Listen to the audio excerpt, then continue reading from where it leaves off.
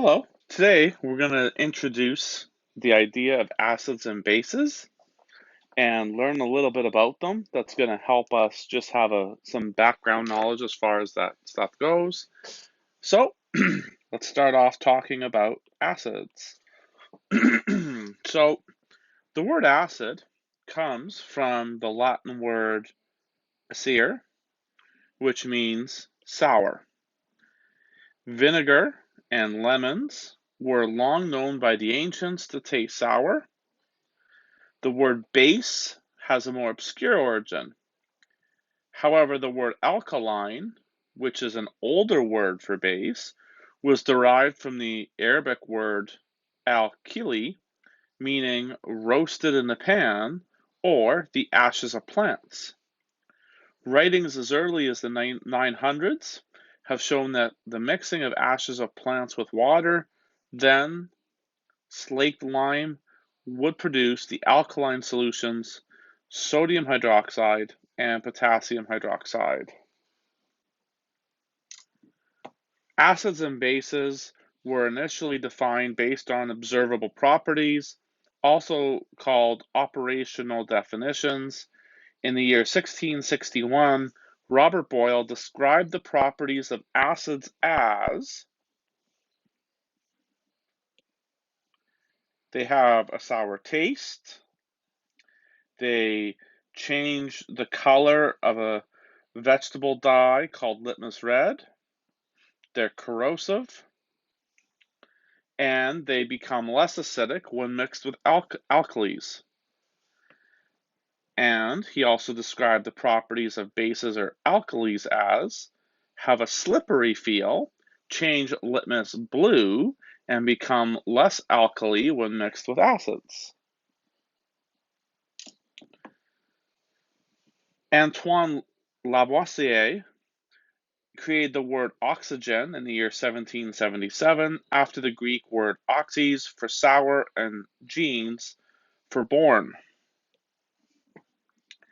He said that oxygen was an acid maker. He studied several acids, including nitric and sulfuric, and proposed that oxygen was responsible for compounds being acidic.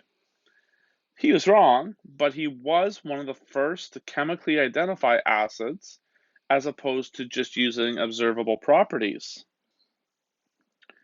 In the year 1810, Sir Humphrey Davy's interest in acids and bases came as a result of questioning Lavoisier's theory. He noticed that the reactions of several acids with metals and nonmetals never resulted in the production of oxygen. He proposed that hydrogen was what gave a compound acidic qualities.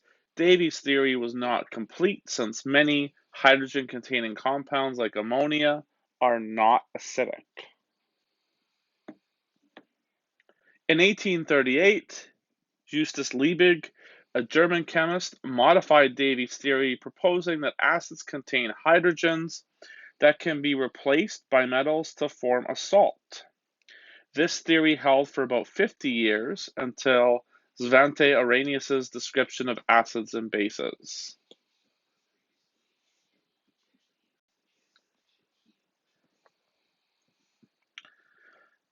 In the early 1880s, a Swedish chemist named Svante Arrhenius was studying the conductivity of solutions.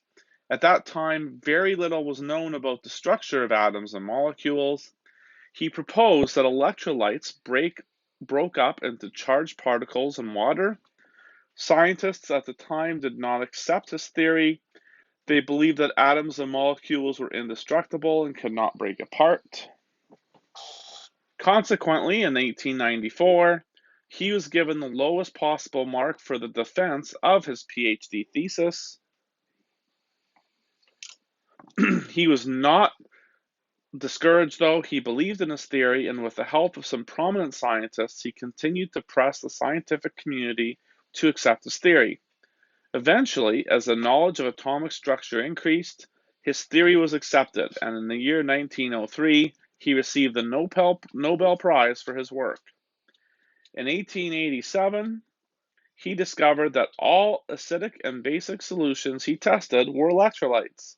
He determined that acids and bases must ionize or dissociate in water. According to Arrhenius, an acid is defined as a substance, when dissolved in water, which releases hydrogen ions or increases the hydrogen ion concentration.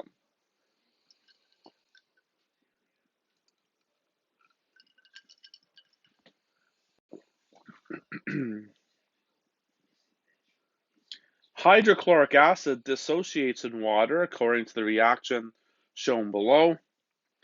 That reaction is, of course, hydrochloric acid gives us hydrogen plus ions and chlorine negative ions. So we see them all together and then them breaking apart. Acetic acid, otherwise known as vinegar, dissociates in a similar way, that it turns into a positive hydrogen ion, H+, and it also has a C2H3O2 ion, which is negative. Sodium hydroxide, a strong base, also dissociates in the same way. The positive ion and the negative ion separate. And we see a visualization in that diagram there. Until Arrhenius' theory was accepted, there was no satisfactory explanation for why acids and bases neutralized one another. He proposed that hydrogen ions produced by acids react with the hydroxide ions released by bases to form water. And we know that today to be correct.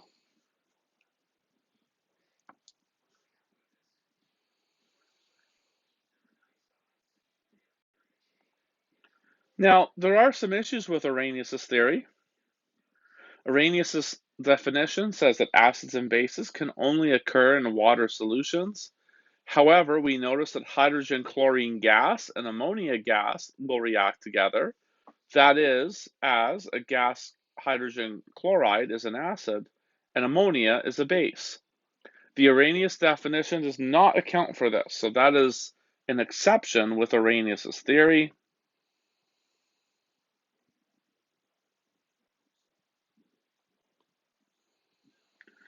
There are many substances which are acidic or basic, but do not have a hydrogen or hydroxide ion. For example, baking soda in water turns litmus blue, but has no apparent hydroxide ion. Metal ions, such as iron 3 and aluminum, turn litmus red, but have no hydrogen ions. The Arrhenius definition does not account for the acidity and basicity of these examples. So the Arrhenius theory is not a complete loss because it was important to establish the concept of dissociation and explaining the process of neutralization. The theory was also an essential starting point and further development for our understanding of acids and bases. So, and that's a lot of what we learn in high school science, is we don't always learn the most recent and complete explanations of scientific phenomena. Often what we do instead is we take a look at the development of theories over time, and that helps us take us on the journey of what scientists felt about certain topics. And of course, today's topic is acids and bases.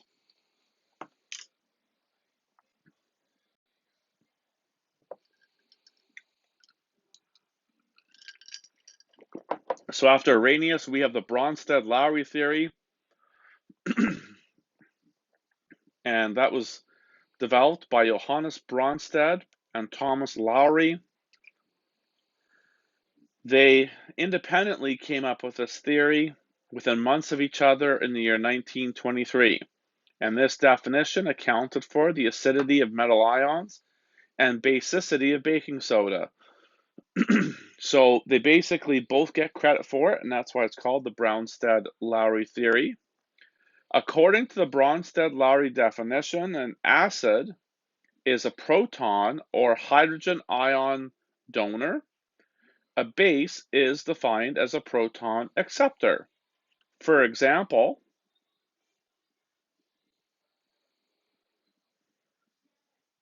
we have hydrochloric acid and water adding together to give us hydronium ion and chlorine ion, okay? So the important thing here to see is that in this example, and of course we're talking about this one right here, hydrogen chloride, otherwise known as hydrochloric acid, it reacts with water by donating a proton. Water acts as the base because it accepts the proton, so the result is the hydronium ion, which is H3O+. So water is the base in this particular situation. So now we'll take a look at another example, and this example will deal with ammonia. So we'll look at ammonia's properties as a base. So we have ammonia plus water to give us an ammonium ion, NH4+, plus a hydroxide ion. So because ammonia accepts the proton, ammonia is the base and water is the acid. So in the last scenario, water was a base. In this one, water is an acid. So water can act as both an acid and a base. And both of these examples also tell us how the proton donor and proton acceptor works. And more importantly,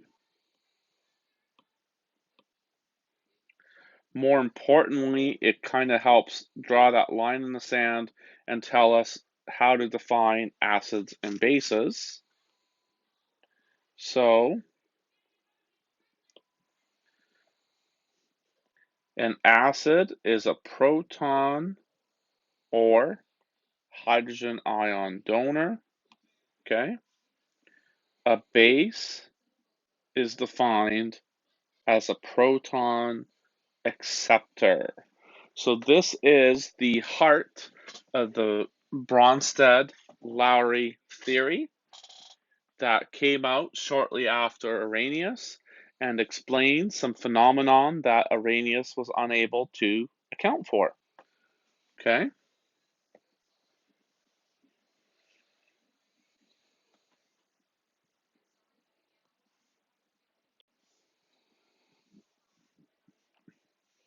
Now, when we think about acids donating protons, it isn't usually willingly. You see, the hydrogen atoms involved are usually bonded to the rest of the molecule. So it requires some convincing for the molecule to give up or donate its proton. We can think of it in terms of the playground bully who convinces the children to donate their milk money. The base plays the role of the playground bully. Bases have a strong affinity or desire for protons. So much so that if they are strong enough, they will steal the proton from an acid and combine it with itself. The stronger the bond between the hydrogen and the rest of the molecule, the more difficult it is for the base to just take the proton. So this accepting and donating business is just a nice way to talk about an acid being mugged by a base. In the Bronsted-Lowry definition of acids and bases, substances like water can act as both an acid and a base, and we saw that. These substances, because they can act as both an acid or a base, we call them amphoteric, okay? And the root of amphoteric, amph, is similar to the root of amphibian, which means having two lives on land and in water. So water is one example of a substance that is amphoteric, okay? Another example of an amphoteric substance is the hydrogen carbonate ion, HCO3-, found in baking soda. It can act as an acid by losing its hydrogen in water. So here it is an acid, But it can also act as a base by stealing a proton from water. So because it can act as an acid or a base, it is like water in that it is amphoteric.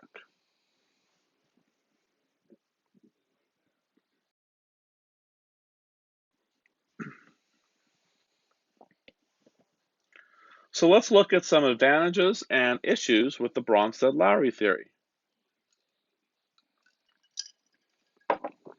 The Arrhenius theory of acids and bases was limited to aqueous solution.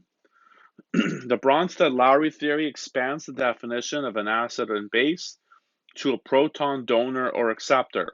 So it doesn't necessitate that these substances have to be in water.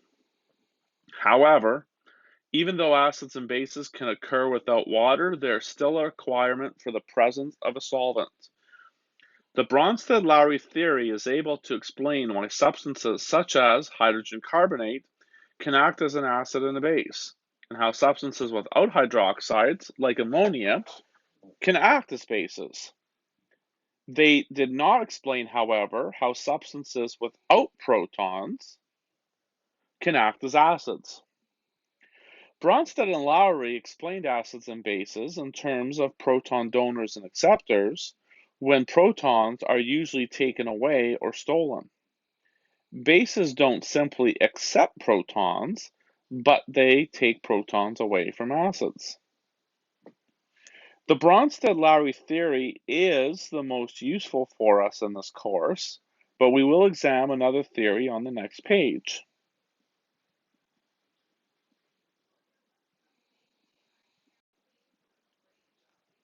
The Lewis theory.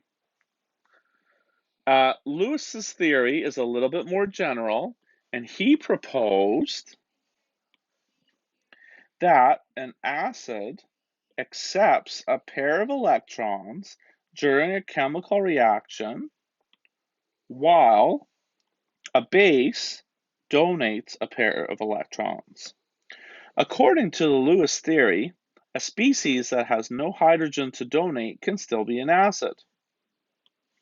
As an example, consider the molecule boron tetrafluoride. That should be trifluoride, that's my bad. That should be trifluoride. Looking at the Lewis structure of boron trifluoride, you can see that the boron does not have a complete octet and can therefore accept a lone pair of electrons. On doing so, boron trifluoride acts as a Lewis acid because it accepts a pair of electrons. When reacting with ammonia, the reaction would proceed as follows. Boron trifluoride plus ammonia gives us our net reaction, where we see that boron trifluoride accepts the electrons, and because it accepts the electrons, it acts as an acid.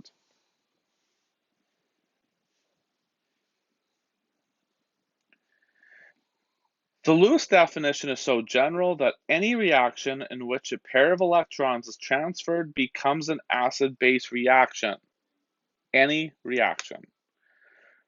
The Lewis-base reactions include so many reactions that would not be included with the Bronsted-Lowry definition.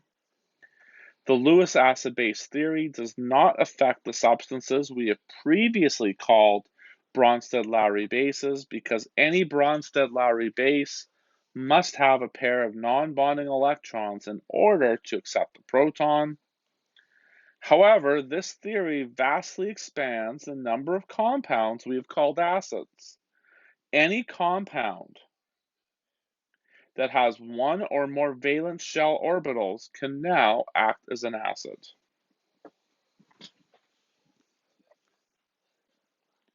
So there we go. There's a little trip down acids and bases, and just a kind of a clarification and hopefully some interesting thoughts about how acids and bases have been considered over time.